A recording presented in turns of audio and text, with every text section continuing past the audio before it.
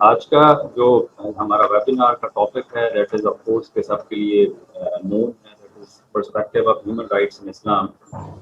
اور کیونکہ ابھی تھوڑا سا ہمارے پارٹیسپینٹس کا ہم ویٹ کر رہے ہیں انٹل انلیس کہ میکسیمم پارٹیسپیشن انشور ہو جاتی ہے تو ہم اس کا باقاعدہ آغاز کریں گے. جنیرک سی بات ہے کہ ہیومن رائٹس ڈیفینیٹلی ایک بہت امپورٹنٹ سبجیکٹ، بہت امپورٹنٹ تھیم ہے دا پریزنٹ ڈے ورلڈ، اور اس کا جاننا، سمجھنا، اس کو ڈسکس کرنا اور اس انفارمیشن کو ڈسیمینیٹ کرنا ایک امپورٹنٹ اسپیکٹ ہے. اور جس کے لیے آج یہ سیشن ارینج کیا جا رہا ہے اور peace and education foundation definitely اس کو ارینج کر رہی ہے. تھوڑا سا میں اپنے بارے میں بھی بتا دوں گا کہ میں بائی پروفیشن ایک اکیڈمیٹیشین ہوں اسلامیہ یونیورسٹی بہاولپور میں assistant professor and the department of social work. اور since social work is all about social development, اور وہ تمام تھیم جو سوشل ڈیولپمنٹ کو انکمپاس کرتے ہیں and above all the human rights, کیونکہ ہیومن رائٹس تمام سوشل ڈیولپمنٹ اسپیکٹس کو کور کرتا ہے. اور اس کے اندر جب ہم اسپیسیفکیشن میں جاتے ہیں، اسپیشلائزیشن میں جاتے ہیں، تو بہت ساری ڈیٹیلز ہیں جس کا ہم ابھی باقاعدہ آغاز کرنے کے بعد انشاءاللہ ڈسکس کریں گے. تو کیونکہ ابھی میں انفارمل بات کر رہا ہوں، ہم نے فارملی اس کو اسٹارٹ نہیں کیا، so this is why it is I mean out of any coherence. اور یہ بات جو مجھے بتائی گئی کہ آج کے ہمارے جو آڈینس ہیں وہ فرام یونیورسٹی ہیں as well as from madrasa students. University and madrasa students کو بلینڈ کیا گیا. It's really something new and unique for me that I am talking to madrasa and university students at a time. تو یہ ایک بڑا مزے کا فیوژن ہے جو ڈیولپ کیا گیا ہے. اس کی بہت زیادہ ضرورت تھی کہ جو ڈسٹینس ہے ہماری سوسائٹی میں اس کو برج کیا جائے. یونیورسٹی کے اسٹوڈنٹس ہیں، مدرسہ کے اسٹوڈنٹس ہیں، they all are equally important, equally respectable, اور وہ سب they are seeking knowledge, seeking education for the betterment of society, for the betterment of self. اور یہ جو مسکنسیپشنز ہیں یونیورسٹی کی ٹورڈز مدرسہ اور مدرسہ کی toward university, definitely by coming together, by sitting together, by learning together, اس مسکنسیپشن کو، اس گیپ کو بہت آسانی سے برج کیا جا سکتا ہے. تو I was told a couple of days before کہ اس طرح کا تھیم ہے، اس طرح کا ایک پلان چل رہا ہے. اور پیس اینڈ ایجوکیشن جو فاؤنڈیشن ہے that's really great on their credit. انہوں نے ایک بڑا یونیک سا اسٹیپ لیا ہے، یونیک سا انیشیٹو لیا ہے that was direly needed in our society. تو I am excited as well کہ this time I am talking to a very unique kind of group. Thank you ji thank you so much Mansoor صاحب، بہت شکریہ آپ کا. میں ریکویسٹ کروں گا فیصل عزیز بندگی صاحب سے کہ وہ اس ایونٹ کو باقاعدہ سٹارٹ کریں اور اس کے جو آبجیکٹیوز ہیں تھوڑا سا اس کے اوپر اپنا انٹروڈکشن دیں اور باقی چیزیں ہم اس کے اوپر کر لیں. تو ریکویسٹ ہے فیصل بندگی صاحب سے کہ وہ اس پہ اپنا پوائنٹ آف ویو اس کو سٹارٹ کر لیں. السلام علیکم ورحمۃ اللہ وبرکاتہ. پیس اینڈ ایجوکیشن جو ادارہ امن و تعلیم، اس کے زیر اہتمام اس زوم سیشن کا انعقاد ایک مقصد کے تحت ہے، اور وہ مقصد بنیادی یہ ہے کہ ایک جانب ہم دین کی بات کرتے ہیں اور یقیناً وہ ہمارا ایمانی تقاضا ہے، اور دوسری جانب جمہوریت کے حوالے سے ہمارے ذہن میں مختلف قسم کے ابہام اور خلفشار پائے جاتے ہیں. ادارہ امن و تعلیم نے اس خلیج کو پور کرنے کی کوشش کی ہے کہ جمہوری نظام اور ہمارا جو دینی تصور ہے اس میں جہاں تک مشترکات ہیں وہ بیان کی جائیں، اور جس طریقے سے یہ سمجھا جاتا ہے عام طور پہ عوامی سطح پر کہ جمہوریت کے حوالے سے مختلف ابہام لوگوں کے ذہنوں میں پائے جاتے ہیں. اس ابہام کو دور کرنے کے لیے ادارہ امن و تعلیم نے مختلف ورکشاپس کا انعقاد کیا، اور ان ورکشاپس کا مقصد یہ تھا کہ ایک طرف ہم اپنے مدارس اور یونیورسٹیز کی یوتھ کو جمع کریں اور ان کو جمہوریت کے متعلق اور اسلامی نقطۂ نظر سے معلومات فراہم کرنے کے لیے اسلامک اسکالرس کو مدعو کیا گیا. جمہوریت کے عنوان کے تحت ماہرین کو مدعو کیا گیا اور مختلف سیشنز ہوئے جس میں ووٹ کی اہمیت، جمہوری اقدار، جمہوری کلچر، یہ عنوانات اس میں شامل ہیں.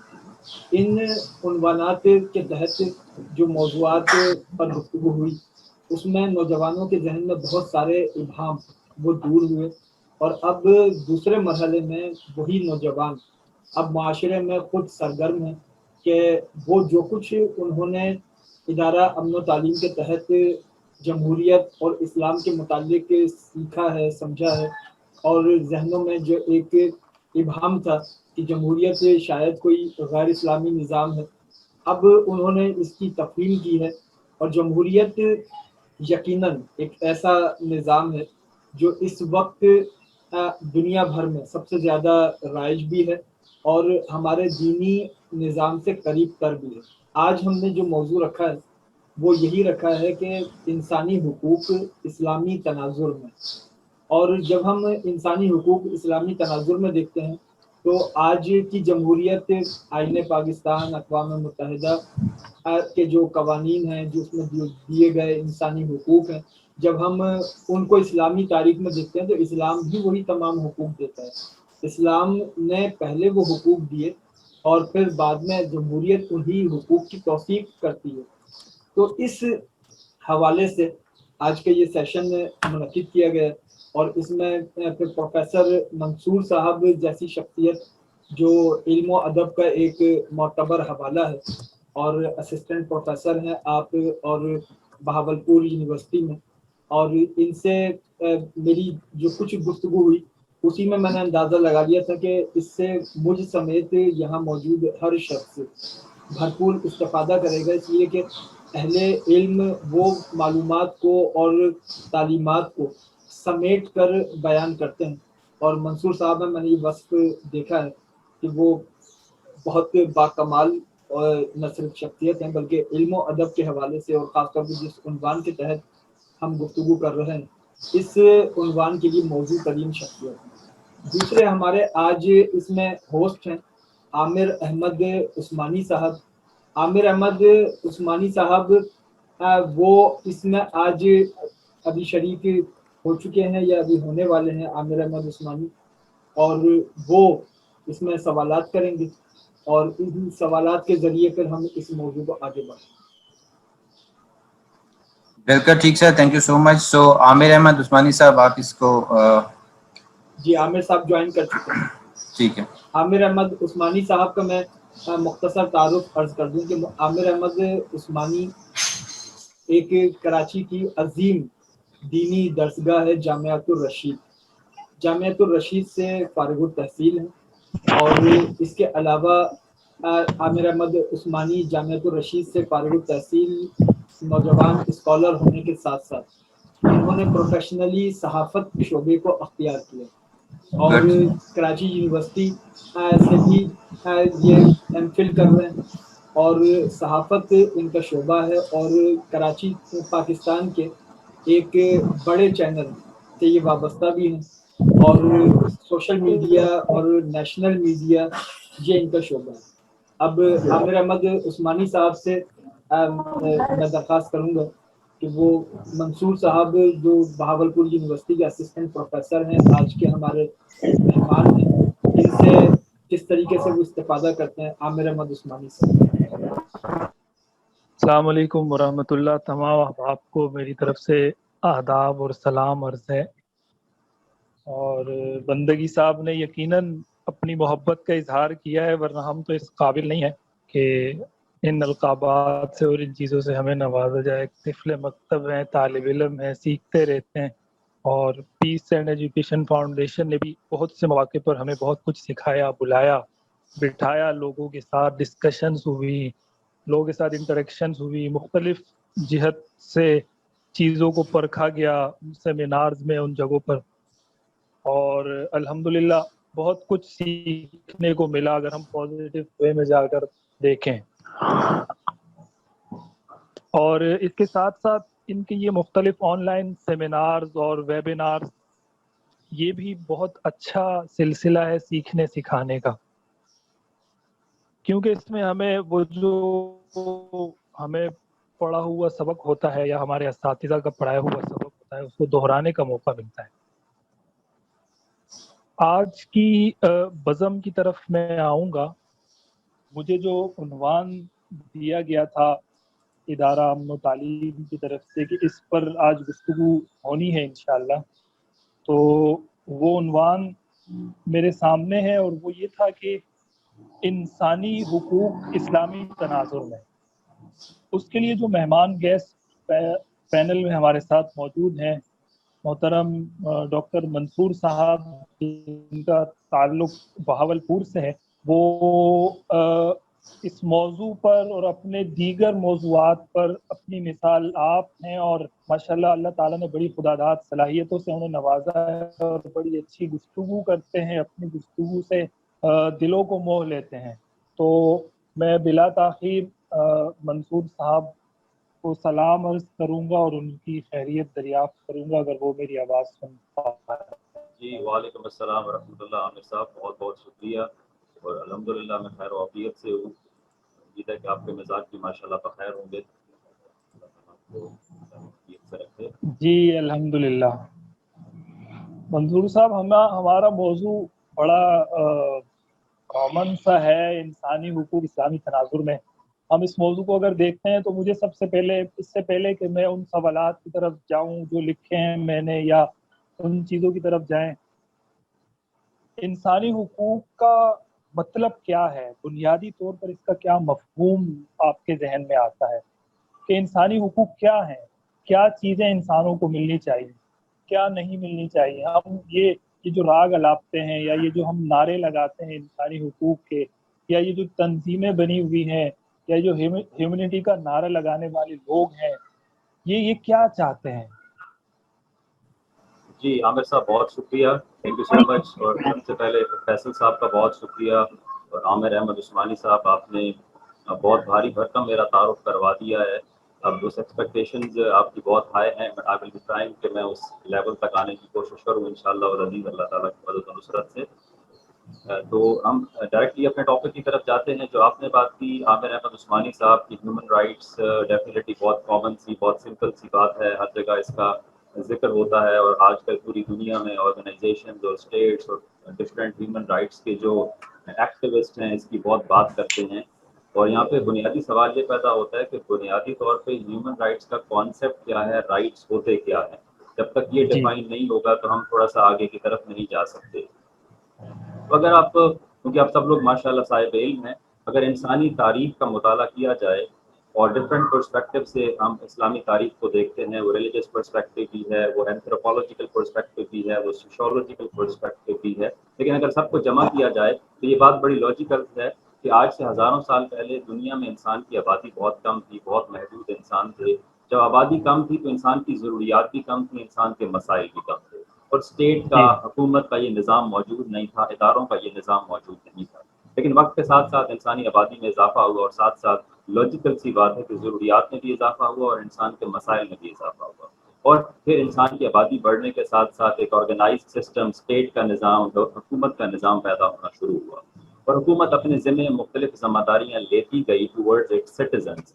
ठीक है, और जो जो हुकूमत ने अपनी ज़िम्मेदारियाँ बढ़ाई, लोगों की ज़रूरियात बढ़ी, लोगों के मसाइल बढ़े, तो हुकूमत की ज़िम्मेदारियाँ भी बढ़ गई। तो जो रिस्पॉन्सिबिलिटीज़ स्टेट ने अपने ज़िम्मे ले ली टूवर्ड्स इट्स सिटीजन्स, के लोगों को प्रोटेक्शन देनी है, लोगों को एजुकेशन देनी है, लोगों को 2 वक्त का खाना मिलना चाहिए, लोगों को तालीम के मौके मिलने चाहिए, सेहत मिलनी चाहिए, तो ये राइट्स बनते चले गए।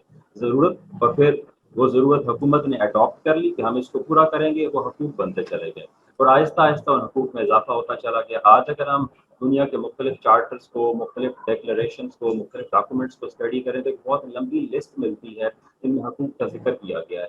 ये हकूक़ आहिस्ता आहिस्ता एवोल्यूशन के प्रोसेस से, इर्तिका के मरहले से गुजरते गुजरते, एक ज़माने में इंसान की ज़रूरत थी कि उसका तहफ़्फ़ुज़ हो, जिस्म का तहफ़्फ़ुज़ हो, रहने की जगह हो, 2 वक्त का खाना मिले, that's it. But Aahista Aahista ज़रूरियात बढ़ी और हुकूमत की रिस्पॉन्सिबिलिटी बढ़ी। तो आप कह सकते हैं कि जो भी हुकूमत की ज़िम्मेदारियाँ हैं टूवर्ड्स इट्स सिटीजन्स, वो बेसिकली हकूक़ हैं, या दूसरे अल्फाज में ये कहें कि जो यूनिवर्सल लेजिटिमेट एंटाइटलमेंट्स हैं कि पूरी दुनिया में जो लेजिटिमेट एंटाइटलमेंट्स हैं कि लोगों को क्या क्या मिलना चाहिए, जो उनकी ज़रूरत है, जो उनका हक है, जिसके बगैर ज़िंदगी की सर्वाइवल मुश्किल है। लाइफ को एक सर्वाइवल के लेवल पे रखना, मिनिमम स्टैंडर्ड पे लाइफ के क्वालिटी को मेंटेन करना, उसके लिए जो चीज़ भी चाहिए वो इंसान का हक है, जो लीगल राइट है, जिसको हम लीगैलिटी के कॉन्टेक्स्ट से देखते हैं। और ये जो एवोल्यूशन का प्रोसेस चलता रहा اور چلتے چلتے آج ہم ایک 21ویں صدی میں رہ رہے ہیں اور یہاں پر بہت زیادہ حقوق کی بات ہوتی ہے.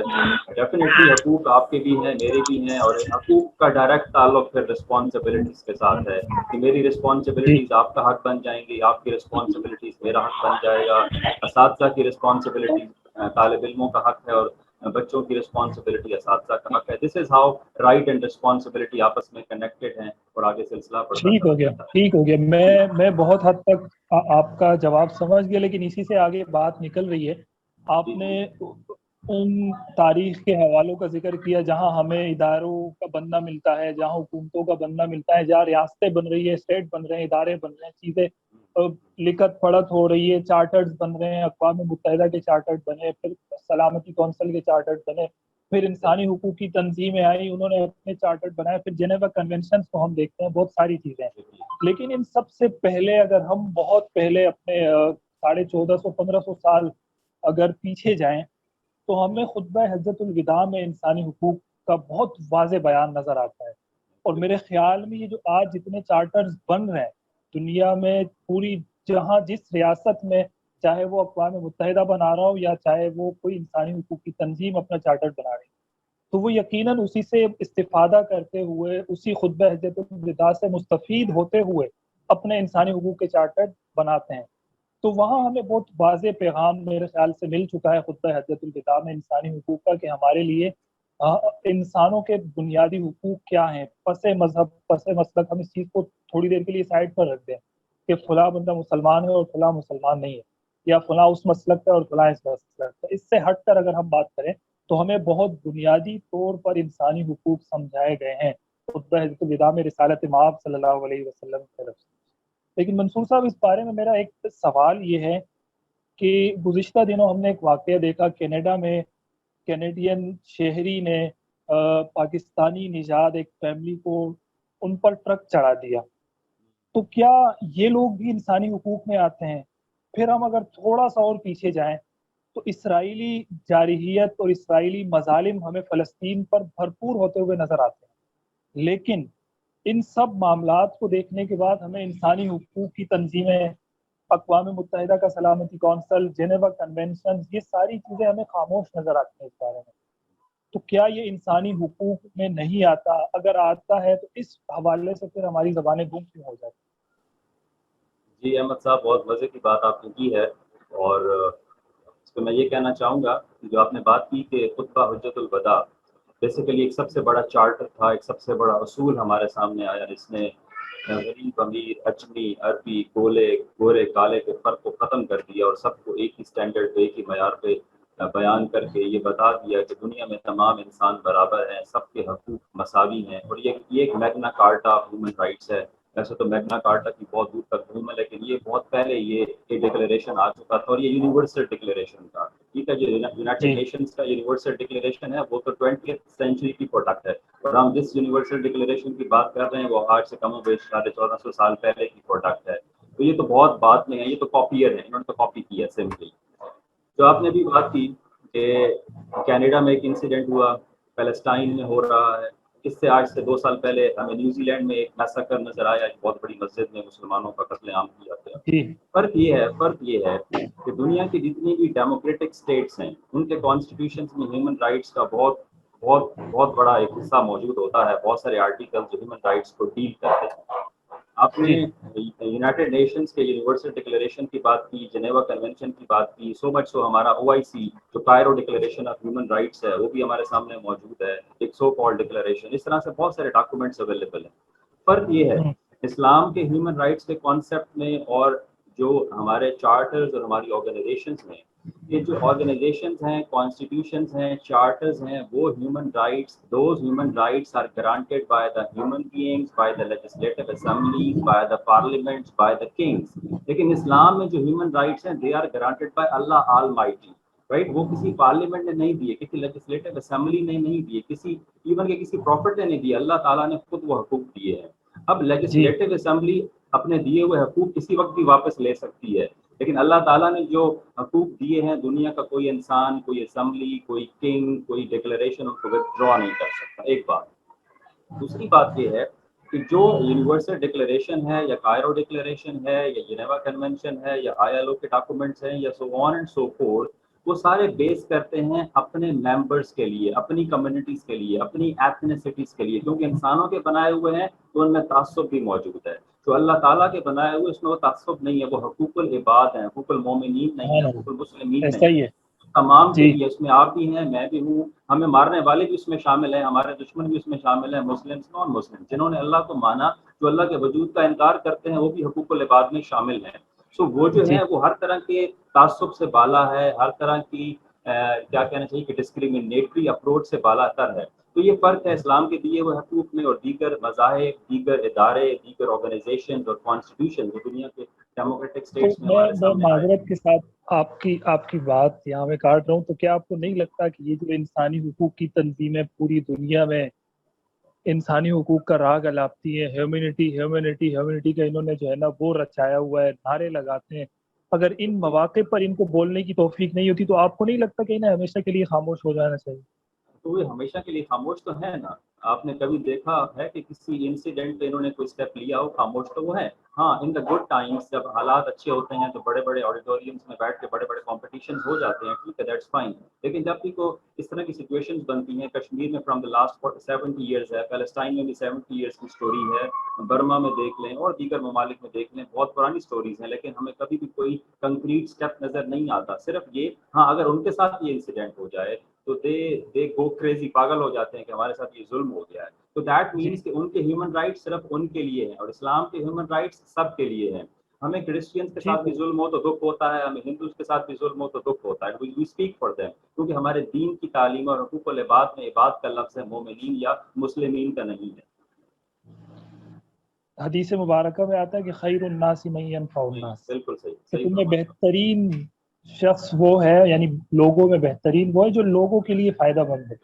یعنی اس میں کہیں پر مسلمان، مومن یا اسلام اور ایمان کا ذکر نہیں ہے، اس میں جسٹ لوگوں کا ذکر ہے کہ فار پیپل، جو لوگوں کے لیے بہترین.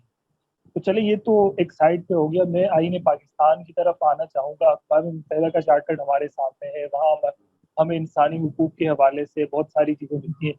تو 1973 کا جو آئین پاکستان ہے، اس حوالے سے اگر آپ کچھ تفصیلات ہمیں بتا سکیں کہ اس میں انسانی حقوق کے حوالے سے کیا دفعات ہیں، یا وہاں ہمیں کیا آرٹیکل اس حوالے سے ملتے ہیں جو انسانی حقوق کی طرف رہنمائی کرتے ہیں، اور بالخصوص اس میں یہ چیزیں کہاں درج ہیں کہ اگر پاکستان کے اندر یا آؤٹ آف کنٹری کہیں بھی کسی مسلمان کے ساتھ یا کسی کے ساتھ اگر اس طرح کی زیادتی ہوتی ہے، ظلم ہوتا ہے، تو اس کے لیے ہم پاکستانی بطور قوم یا فردن ہم کیا کردار ادا کر سکتے ہیں؟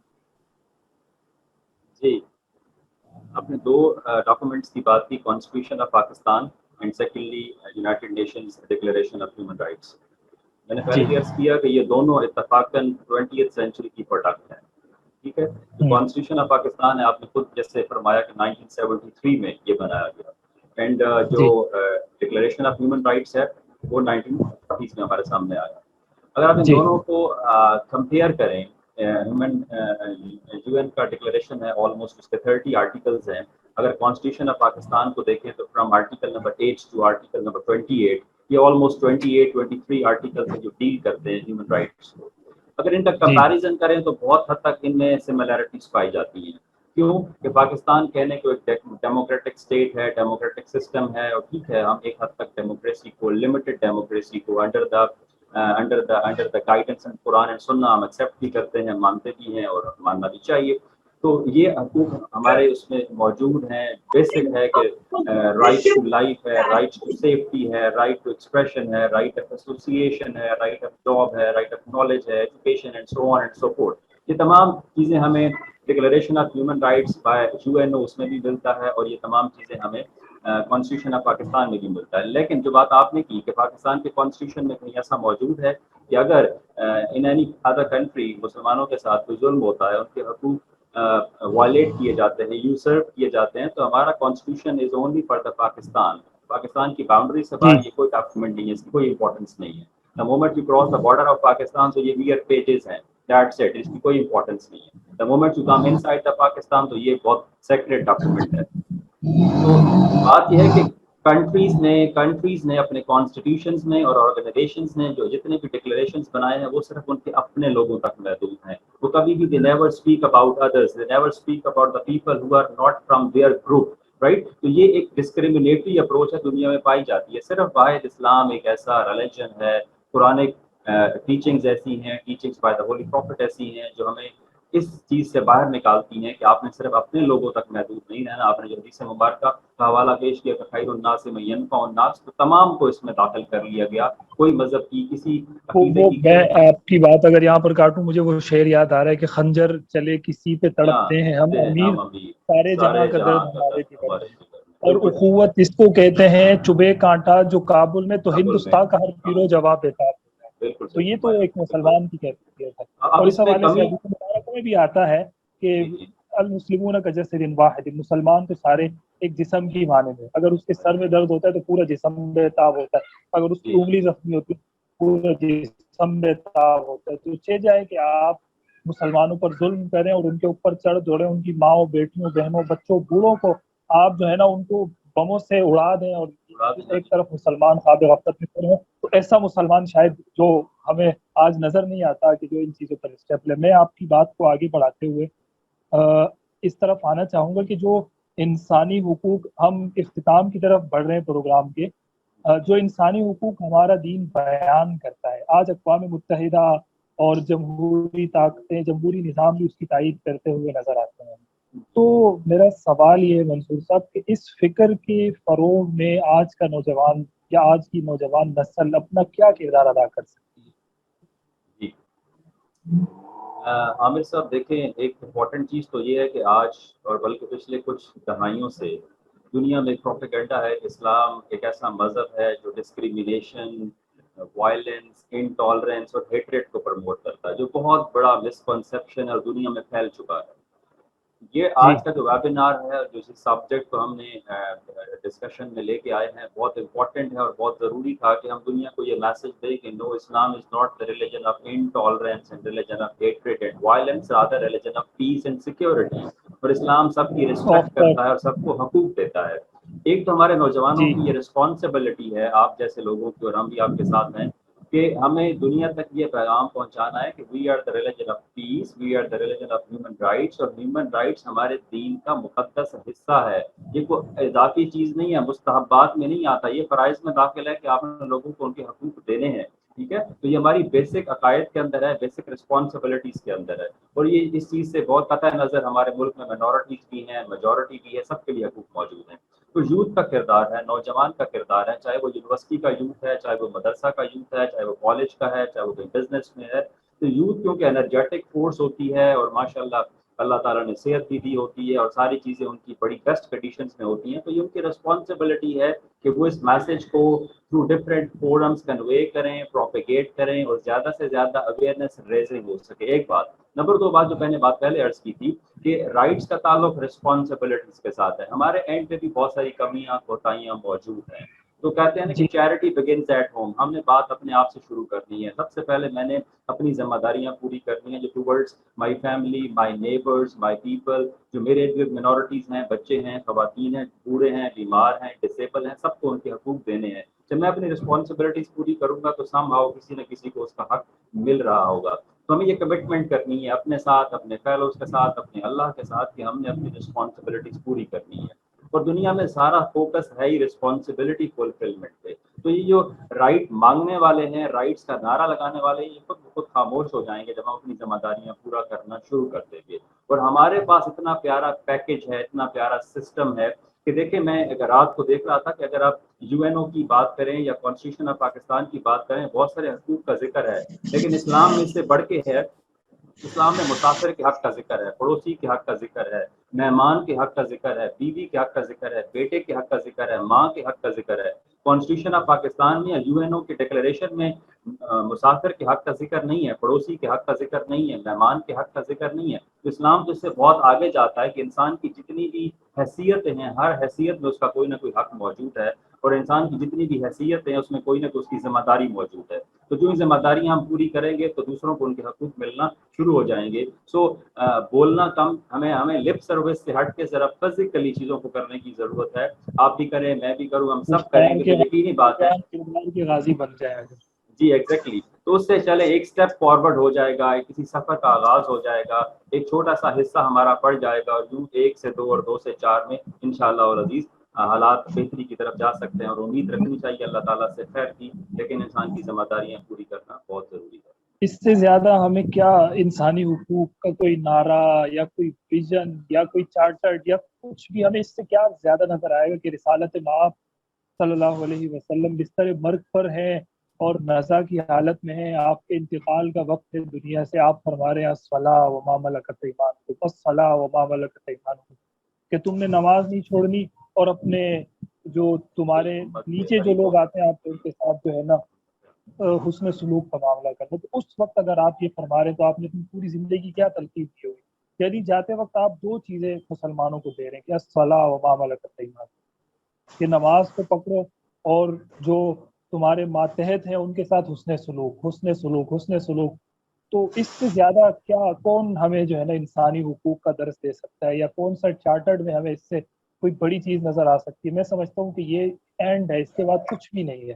خطبہ حجۃ الوداع میں ہمیں انسانی حقوق کے تمام چارٹرڈ مل جاتے ہیں، ہمیں تمام وہ چیزیں مل جاتی ہیں جن کو ہم آج تلاش کرنا چاہ رہے ہیں. تو اگر ہم اپنے دینی اور اسلامی تعلیمات پر بھی اگر عمل کرتے ہوئے ہم آگے بڑھیں تو یقیناً ہمارے لیے بہت سارے راستے کھل سکتے ہیں، اور ان مسائل کا جو ہم شکار ہیں ان سے ہمیں چھٹکارا مل سکتا ہے. تو بہت شکریہ منصور صاحب آپ کے قیمتی وقت کا، آپ کے نصائح کا، آپ کے فرمودات کا بہت بہت شکریہ. پیس اینڈ ایجوکیشن فاؤنڈیشن، ادارہ امن و تعلیم کا بہت شکریہ. علامہ فیصل عزیز بندگی صاحب آپ کا، کہ آپ نے ہمیں ہم جیسے طالب علموں کو ان حضرات کے سامنے بٹھا کر ہمیں بہت کچھ سیکھنے کو ملا. ہم تو پچھلے مکتب میں سوال کرنے کا مقصد اپنے علم کو دوبارہ سے وہ ریپیٹ جو ہم نے جو کچھ پڑھا ہوا ہے اس کو ہم تکرار اگر آپ کہہ لیں یا کچھ بھی کہہ لیں وہ کرنا مقصد تھا. تو بہت بہت شکریہ آپ تمام حضرات کا. تو ہم اجازت چاہیں گے علامہ فیصل عزیز بندگی صاحب اگر ہمیں سن رہے ہیں تو اوور ٹو یو. بہت خوبصورت گفتگو رہی اور اس میں بہت کچھ سیکھنے کے مواقع موجود ہیں. اور میں جب اس گفتگو کو سن رہا تھا تو میں یہ اس وقت میرے ذہن میں یہ خیال آ رہا تھا کہ اگر ہم یہ سوچیں کہ ہمارا دین ہمارے ان انسانی حقوق کی بات کرتا ہے اور اقوام متحدہ کے چارٹر کو یا آئینی حقوق کو ہم یکساں نظر انداز کر دیں کہ ہمارے لیے تو ہمارے دین کے احکامات، لیکن بات یہ ہے کہ ہمارے وہ دین کے احکامات جو اقوام متحدہ کے حقوق میں لکھے ہوئے ہیں، وہ دینی احکامات جو ہمارے آئین پاکستان میں لکھے ہوئے ہیں، وہ یقیناً ہمارے دینی احکامات ہی ہیں. اور ہم مشترکات میں جہاں تک ممکن ہو ہمیں اس کی تائید کرنی چاہیے. خاص طور پہ ہمارا آئین پاکستان ایک ایسا آئین ہے جس پر تمام مسالک اور تمام مکاتب کا اتفاق ہے. یہ ایک بڑی نعمت ہے پاکستان کے لیے، آئین پاکستان کے کسی چیز پہ اتفاق ہو یا نہ ہو لیکن آئین پاکستان پر اتفاق ہے. اور آئین پاکستان جو حقوق دیتا ہے، اقوام متحدہ جو حقوق دیتی ہے، اس پر عمل درآمد پر تو کلام ہو سکتا ہے، لیکن جو حقوق ہیں وہ وہی حقوق ہیں جن کی توثیق ہمارا دین بھی کرتا ہے. تو ہمیں آئینی شعور یہ بھی لوگوں میں عام کرنا ہوگا. ہمیں لوگوں کو یہ بھی باور کرانا ہوگا کہ اقوام متحدہ جو انسانی حقوق دے رہی ہے یہ ہمارے دین نے بھی پہلے پیش کیے ہیں. تو ہمیں یہ بھی باور کرانا ہوگا، آئین میں دیے گئے حقوق کو بھی لوگوں کو باور کرانا ہوگا. اب جیسے آپ جیسے جرنلسٹ حضرات ہیں، ان کے پاس ایک عام آدمی کے مقابلے میں مواقع زیادہ ہوتے ہیں، وہ زیادہ بہتر طور پہ ایک بڑے ویژن میں اپنی بات کو پہنچا سکتے ہیں. جیسے منصور شاہ صاحب ہیں، وہ ایک عظیم یونیورسٹی سے وابستہ ہیں، ان کے پاس ایک طبقہ ہوتا ہے، یا کوئی خطیب ہے، جو مذہبی لوگ ہیں ان کے پاس زیادہ مواقع ہوتے ہیں. یہ جو مذہبی لوگوں میں سمجھا جاتا ہے نا جمہوریت کوئی نظام کفر ہے، جمہوریت کوئی دین مخالف کوئی نظام ہے، اس تصور کی نفی کرنی ہوگی اور ہمیں یہ بتانا ہوگا کہ جمہوریت، لفظ جمہوریت میں نہ الجھیں، اس لیے کہ جمہوریت کے لیے تو کون سا مسلک ایسا ہے कौन सा मकतबा फ़िक्र पाकिस्तान में ऐसा है जिसके उलमा ने इस जमहूरियत की कुर्बानियाँ न दी। आज की गुफ्तगू बहुत अच्छी रही, बहुत बहुत शाह साहब दिल की गहराइयों से आपका ममनून हूँ। ये हमारी पहली मुलाकात है और आइंदा आपसे इस्तेफादे का सिलसिला जारी रहेगा इंशाअल्लाह। आमिर अहमद उस्मानी साहब बहुत बहुत दिल की गहराइयों से शुक्रगुजार, और ये शुक्रिया इस वक्त तो रस्मी है क्योंकि मेरा और आपका ताल्लुक इन रसूमात से मावरा है, और पीस एंड एजुकेशन का स्पेशल थैंक्स कि उन्होंने ये मौका फराहम किया कि हम बैठकर इस अहम तरीन इस्लाम में इंसानी हुकूक क्या है और दुनिया में इंसानी हुकूक का जो अलम बुलंद किया जाता है इसकी बुनियाद दर हकीकत हमारा दीन ही है। बहुत नवाजिश, बहुत शुक्रिया। अस्सलाम वालेकुम रहमतुल्लाहि व बरकातहू। वालेकुम अस्सलाम व रहमतुल्लाहि व बरकातहू।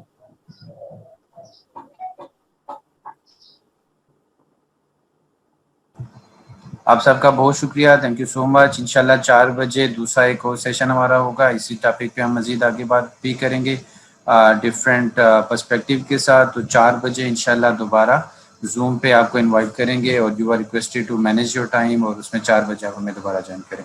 आप सबका बहुत शुक्रिया, थैंक यू सो मच। तो इंशाल्लाह 4 बजे दोबारा ज्वाइन करेंगे। Thank you so much.